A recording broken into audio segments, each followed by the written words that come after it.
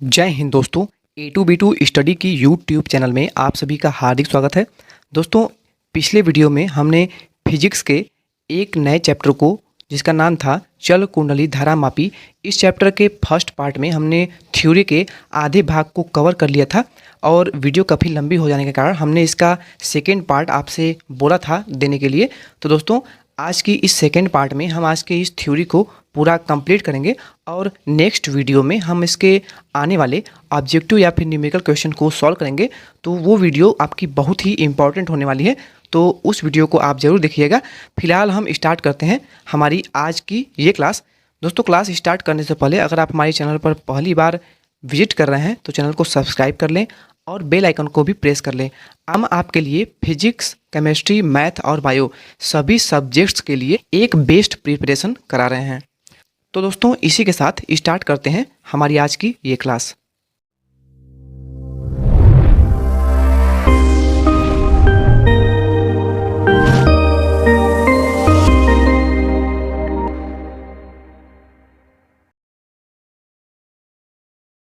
दोस्तों, इसके बाद जो आपका पॉइंट है वो है प्रत्यावर्ती विभव, जिसे कि अल्टरनेटिव पोटेंशियल भी कहा जाता है। वह विद्युत विभव जिसकी दिशा व परिमाण समय के साथ बदलते रहते हैं, वह एक निश्चित समय पर पश्चात उसी दिशा व परिमाण की पुनरावृत्ति हो जाती है, प्रत्यावर्ती विभव कहलाता है। प्रत्यावर्ती विभव का समीकरण क्या होता है? तो आपका होता है V=V0 sin ओमेगा टी, जहाँ पर V0 आपकी प्रत्यावर्ती विभव का शिखर मान है। ये फार्मूला आपने बहुत बार पढ़ा होगा, आपके इंटरमीडिएट में अगर आपने पढ़ा होगा तो ये आपका फार्मूला काफ़ी इंपॉर्टेंट है।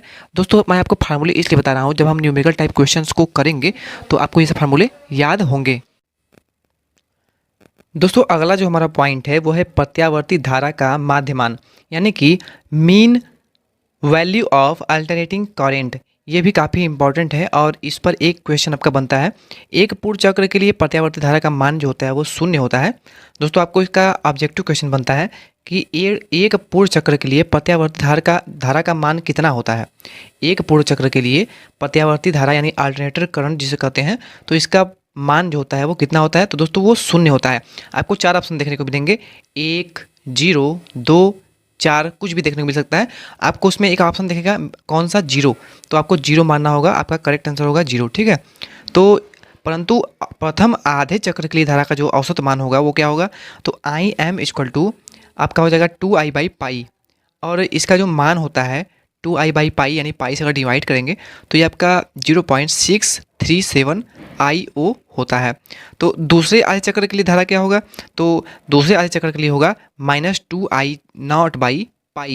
यहाँ पर भी मान आपका वही होगा, पर अगर पहले चक्र के लिए बात करें हम तो आपका जो मान आएगा वो पॉजिटिव में आएगा, दूसरे चक्र के लिए जो मान आएगा वो आपका निगेटिव में आएगा। तो ये रहा आपका प्रत्यावर्ती धारा का माध्य मान। नेक्स्ट हमारा पॉइंट है प्रत्यावर्ती धारा का वर्ग माध्य मूल मान, यानी कि रूट मैक्स स्क्वायर वैल्यू इसको बोलते हैं। तो RMS जो होता है, RMS इसका फुल फॉर्म होता है root max square value of AC। ठीक है, तो प्रत्यावर्ती धारा के पूर्ण चक्र के लिए वर्ग माध्य मूल का मान जो होता है वो किस सूत्र से ज्ञात किया जाता है?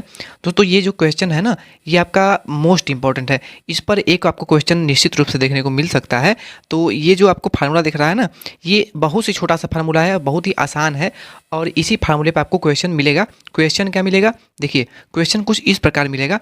यहाँ पे जो आपका धारा का मान है आपको ज्ञात करना है कि प्रश्न है कि धारा का RMS मान ज्ञात कीजिए यदि धारा का जो आपका प्रथम चक्र के लिए या पूर्ण चक्र के लिए जो धारा का मान है वो आपको उसका मान दिया रहेगा। मान लीजिए आपको धारा का जो आपका मान है पूर्ण चक्र के लिए वो आपको कितना दिया हुआ है? मान लीजिए I0 जिसको बोलते हैं, I0 भी, तो I0 का मान जो आपको दिया हुआ है वो आपको 2√2 दिया हुआ है। आपको रूट मैक्स स्क्वायर वैल्यू निकालना है, धारा का RMS मान निकालना है। तो कैसे निकालेंगे? आपको निकालना है IRMS बराबर आपका क्या हो जाएगा?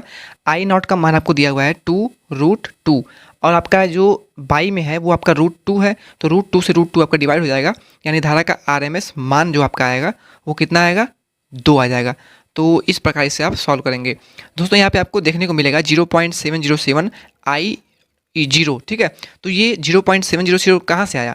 तो ये आपका आया, अगर आप ये आपका जो सूत्र है ना, तो देखिए यहाँ पे है आपका I0/√2, तो यहाँ पे अगर आप 1/√2 2 का मान निकालेंगे ना, तो ये आपका आएगा 0.707, ठीक है।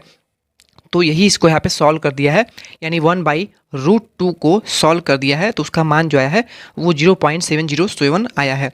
दोस्तों ये 0.0707 क्यों आया है, तो इसलिए आया है, अगर आपका आई नॉट का मान जो है कुछ इस प्रकार का रहा कि जो कि डिवाइड होने लगा नहीं है, तो आपको क्या करना है, आपको आई नॉट का इसमें मल्टीप्लाई कर देना है। तो बहुत ही आसानी से आपका जो आंसर आएगा वो आपका पॉइंट में भी आ सकता है। पर अगर आपको आई नॉट का जो मान है वो डिवाइडेबल है, तो आप √2 से उसको डिवाइड कर सकते हैं। दोस्तों नेक्स्ट हमारा इसमें टॉपिक है प्रत्यावर्ती परिपथ में शक्ति, पावर इन एसी सर्किट। बहुत ही आसान होता है ये, और ये आपने अपनी पिछली कक्षाओं में बहुत बार पढ़ा होगा। जब परिपथ में केवल एक ही प्रतिरोध है तो औसत शक्ति कैसे निकालेंगे। औसत शक्ति आपको निकालने के लिए, अगर आपके परिपथ में कोई आपका ये एक परिपथ है, एक आपका सर्किट है, और इसमें केवल आपका एक ही प्रतिरोध है, यहाँ पे आपका यहाँ पे बैटरी मान लीजिए जुड़ा हुआ है, और ये आपका एक ही प्रतिरोध इसमें सर्किट में जुड़ा हुआ है। तो इस प्रकार के सर्किट में अगर आपको औसत शक्ति निकालना हुआ, यानी पावर निकालना हुआ, तो कैसे ज्ञात करेंगे, तो इसका फार्मूला आपका होता है P = VRMS × IRMS, यानी धारा का RMS मान इंटू वोल्टता का RMS वैल्यू। दोस्तों नेक्स्ट कंडीशन है जब परिपथ में प्रतिरोध व प्रेरकत्व दोनों है, यानी कि अगर आप परिपथ में रेजिस्टेंस के साथ साथ आपका प्रेरकत्व भी है, तो कैसे ज्ञात करेंगे, तो इसको ज्ञात करने के लिए आपको क्या करना होगा, P = VRMS × IRMS cos phi, ठीक है। cos phi क्या है, तो ये आपके प्रतिरोध में जो आपका कोण बनेगा, जो आपका एंगल बनेगा, उसको cos phi से यहाँ पर नोट किया गया है। तो आपको क्वेश्चन में आपको जो कोण होगा, जो एंगल होगा, उसका मान दिया होगा, जो भी दिया होगा, तो आपको cos phi की जगह पर उसका मान रखना होगा। यहाँ पे P = VRMS × IRMS इस प्रकार आप ज्ञात करेंगे अगर आपके सर्किट में प्रतिरोध व प्रेरकत्व दोनों ही ऐड होगा तो।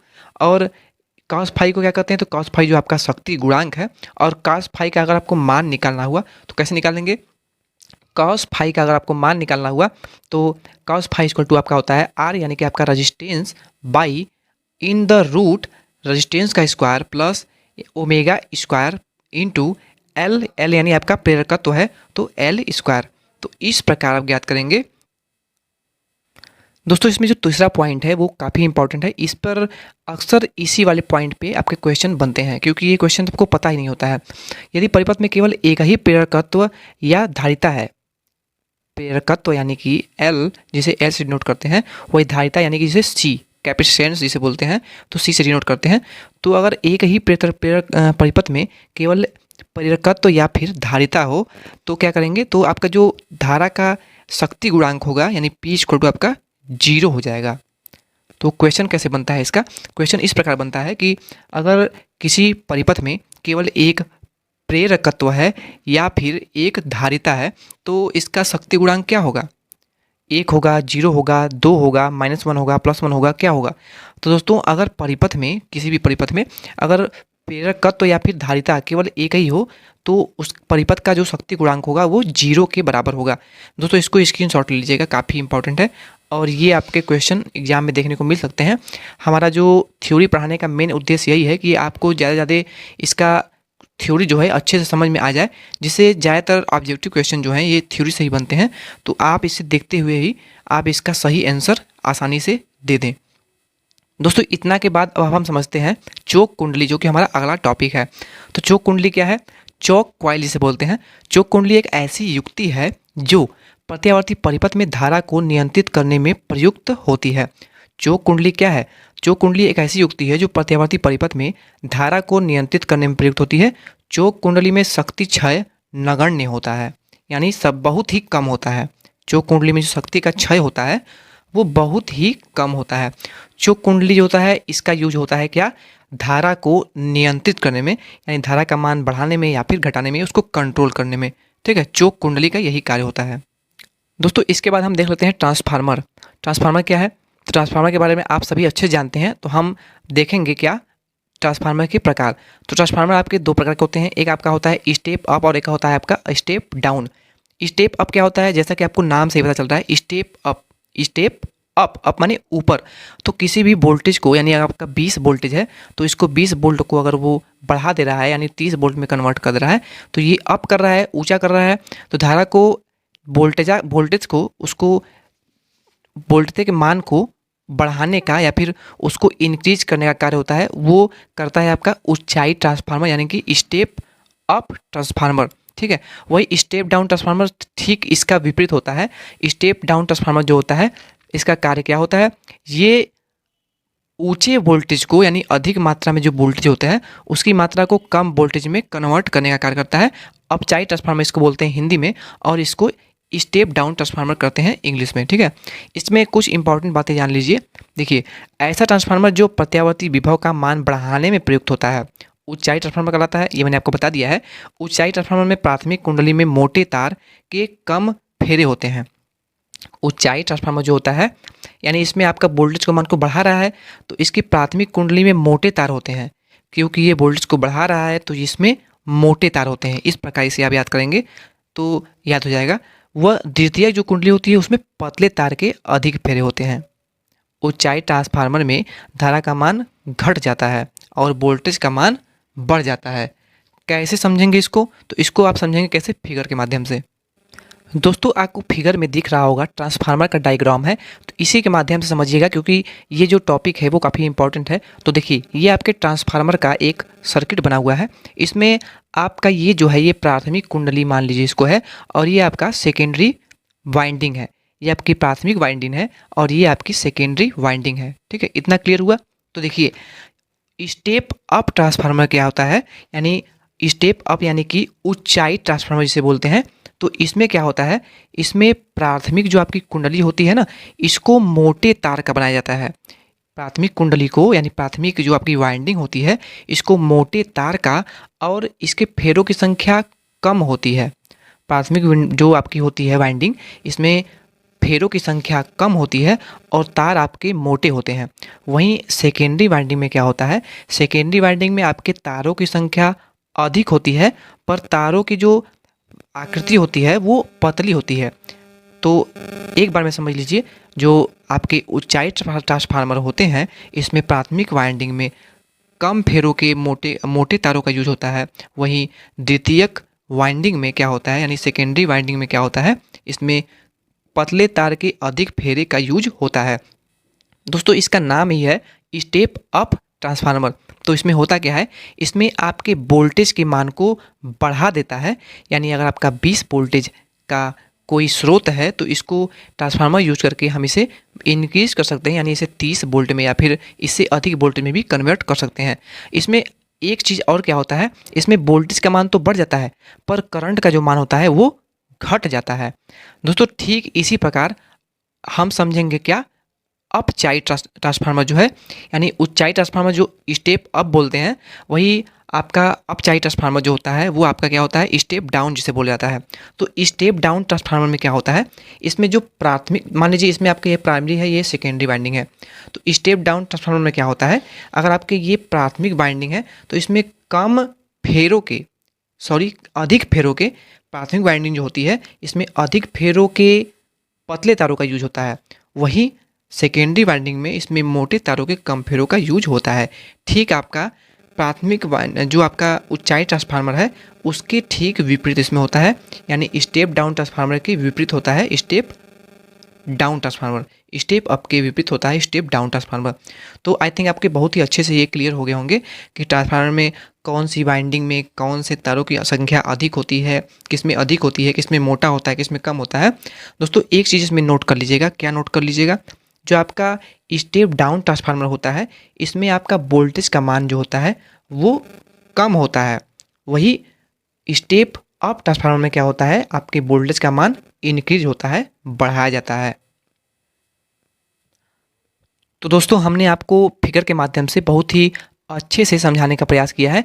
अगर आपको ये समझ में आया हो तो हमें कमेंट बॉक्स में कमेंट करके अवश्य बताएं और वीडियो को लाइक भी कर दें।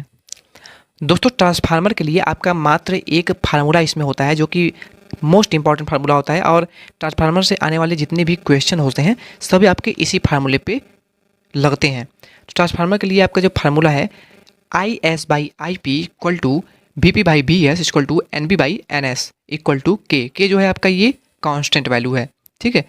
IP व IS क्या है, प्राथमिक व द्वितीयक कुंडली में धाराओं के मान।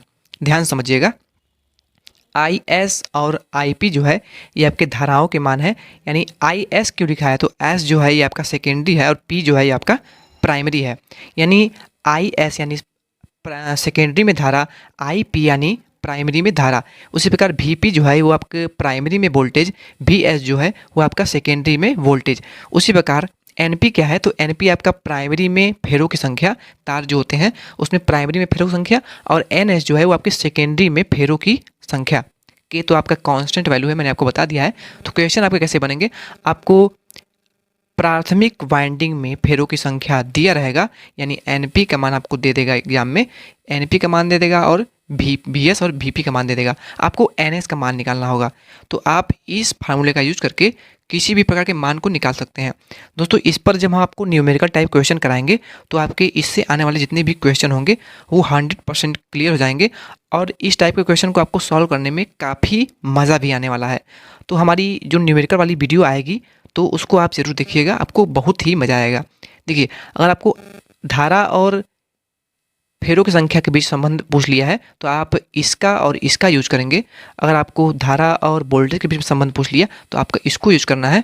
उसी प्रकार आपको अगर फेरों की संख्या और वोल्टेज के बीच में संबंध पूछ लिया है तो आपको इसका यूज करना है। क्योंकि ये तीनों आपस में बराबर हैं तो आप इन दोनों का भी यूज कर सकते हैं, और अगर आप चाहें तो इन दोनों का भी यूज कर सकते हैं। उसी प्रकार अगर आप चाहें तो इन दोनों का भी यूज कर सकते हैं, और अगर आप चाहें तो आप इसी प्रकार इसका और इसका भी यूज कर सकते हैं। यानी आपके क्वेश्चन के अकॉर्डिंग आप किसी का भी यूज कर सकते हैं। दोस्तों ई जो है, E equal to V minus I R होता है। ई आपका जो है वो विद्युत वाहक बल यानी इलेक्ट्रोमोटिव फोर्स है। इलेक्ट्रोमोटिव फोर्स ज्ञात करने के लिए V माइनस आई आर होता है। V जो है आपको वोल्टेज दिया रहेगा, और I जो है ये आपकी धारा है, और R जो है ये आपका रेजिस्टेंस है। तो जब भी आपको पूछता है कि किसी क्वेश्चन में कि आपको विद्युत वाहक बल का मान ज्ञात करना है, यानी इलेक्ट्रोमोटिव फोर्स का मान ज्ञात करना है, तो आपको यहाँ पे वोल्टेज का मान दिया रहेगा, धारा और रेजिस्टेंस का मान भी दिया रहेगा। तो बहुत ही आसानी से इसको आप निकाल पाएंगे। तो इस फार्मूले को भी आप स्क्रीनशॉट ले लीजिएगा। दोस्तों अब हम जानेंगे चल कुंडली धारा मापी यानी मूविंग क्वाइल गैल्वेनोमीटर जिसे बोलते हैं। दोस्तों ये अमीटर और वोल्टमीटर जो है, इससे प्रीवियस के क्वेश्चन पेपर में यानी 2021 का जो पेपर था इसमें अमीटर और वोल्टमीटर से दोनों से ही एक एक क्वेश्चन आए थे। तो आगे भी इससे क्वेश्चन आने के चांसेस 100% बनते हैं। तो इसको आप बहुत ही अच्छे से देख लीजिएगा, और रिक्वेस्ट है कि आप इसको 1 से 2 बार वीडियोज़ को अवश्य देख लीजिएगा। सबसे पहले हम देखेंगे एमीटर। एमीटर क्या है, देखिए एमीटर एक ऐसा यंत्र है जो कि किसी परिपथ में धारा को मापने के लिए प्रयुक्त होता है। एमीटर द्वारा हम धारा मापते हैं, सीधा जान लीजिए, ठीक है। अमीटर को सदैव धारा स्रोत के साथ श्रेणी क्रम में जोड़ा जाता है। क्वेश्चन क्या पूछा था 2021 वाले में, अमीटर को श्रेणी क्रम में जोड़ते हैं या फिर समांतर क्रम में जोड़ते हैं, यही पूछा था। और दूसरा कोई पूछा था कि वोल्टमीटर को श्रेणी क्रम में जोड़ते हैं या फिर समांतर क्रम में जोड़ते हैं। तो इसको नोट कर लीजिए, यहाँ पे मैं इसको कलर कर देता हूँ क्योंकि काफ़ी इंपॉर्टेंट है। एमीटर को सर्किट में सदैव हमेशा के लिए श्रेणी क्रम में ही जोड़ते हैं। इसको समांतर क्रम में अगर हम जोड़ देंगे तो ये आपके हमें सर्किट को जो है वो ख़राब कर सकता है। एमीटर को हम सदैव श्रेणी क्रम में जोड़ते हैं सर्किट में। वहीं अगर वोल्टमीटर की बात कर लें तो वोल्टमीटर को हम सदैव समांतर क्रम में लगाया जाता है, ठीक है। ये दोनों ही मोस्ट इंपॉर्टेंट है आपके। वोल्टमीटर एक ऐसा यंत्र है जो किसी चालक के सिरों के बीच विभवांतर ज्ञात करने का एक साधन है, और वोल्टमीटर का जो प्रतिरोध होता है वो बहुत अधिक होता है। ये भी एक इम्पॉर्टेंट इसमें बनता है। वोल्टमीटर जो है इसका प्रतिरोध यानी रेजिस्टेंस जो होता है वो काफ़ी हाई होता है। नेक्स्ट है गैल्वेनोमीटर। गैल्वेनोमीटर एक ऐसा यंत्र है जो किसी परिपथ में धारा की उपस्थिति ज्ञात करने में प्रयुक्त होता है। गैल्वेनोमीटर को अमीटर में बदलने के लिए इसके समांतर क्रम में एक कम प्रतिरोध लगा देते हैं जिसे कि शंट कहते हैं। शंट प्रतिरोध को ऐसे डिनोट करते हैं, S equal to IG by I minus I G. यहाँ पर G जो है गैल्वेनोमीटर का प्रतिरोध है, IG जो है वो गैल्वेनोमीटर में प्रवाहित धारा है, और I जो है वो अमीटर का परास को डिनोट करता है। इसके बाद गैल्वेनोमीटर को वोल्टमीटर में बदलने के लिए श्रेणी क्रम में एक उच्च प्रतिरोध R लगा देते हैं। गैल्वेनोमीटर जो होता है इसे आपने देखा होगा अपने घरों में, जो आपकी बैटरियों को चार्ज करने के लिए जो आपका स्टेबलाइज़र लगा होता है, तो उसमें भी आपने देखा होगा कि एक यंत्र ऐसा लगा होता है जो कि उसमें सुई एक लगी होती है और एक प्रकार की सुई लगी होती है और उसमें एक आपका एक गोल सा होता है, तो वो आपका गैल्वेनोमीटर ही होता है, जो कि आपकी धारा को मान को बताता है या उसकी उपस्थिति को प्रदर्शित करता है। तो गैल्वेनोमीटर को वोल्टमीटर में बदलने के लिए स्टेडी क्रम में एक आर रेजिस्टेंस लगा होता है। रेजिस्टेंस क्यों लगाता है? जो कि धारा के मान को नियंत्रित कर सके। तो दोस्तों फाइनली हमने इस पूरे चैप्टर को कवर कर लिया है। ये हमारा आज का लास्ट टॉपिक था इस वीडियो का। तो अगर आपको वीडियो अच्छी लगी हो, अगर आपको मैटर समझ में आया हो, तो हमें कमेंट बॉक्स में कमेंट करके अवश्य बताएं। और वीडियो अगर अच्छी लगी हो तो वीडियो को लाइक करना बिल्कुल भी ना भूलें। वीडियो को ज़्यादा से ज़्यादा अपने दोस्तों के साथ भी शेयर कर दिया करिए, जिससे आपके साथ उनकी भी एक अच्छी तैयारी हो सके और उनका भी भला हो सके। तो दोस्तों मिलते हैं नेक्स्ट चैप्टर में, इसके नेक्स्ट वीडियो के साथ। नेक्स्ट वीडियो में हम आपको इस चैप्टर से आने वाले महत्वपूर्ण क्वेश्चंस को और इसके आने वाले न्यूमेरिकल टाइप क्वेश्चन को भी सॉल्व करेंगे। ये चैप्टर आपका काफ़ी इंपॉर्टेंट है और इससे आने वाले न्यूमेरिकल क्वेश्चन भी अधिक मात्रा में बनते हैं। तो इसके न्यूमेरिकल वाले पार्ट को देखना बिल्कुल भी नहीं भूलिएगा। इसका नेक्स्ट पार्ट हम आपको जल्द से देंगे। तो तब तक के लिए धन्यवाद।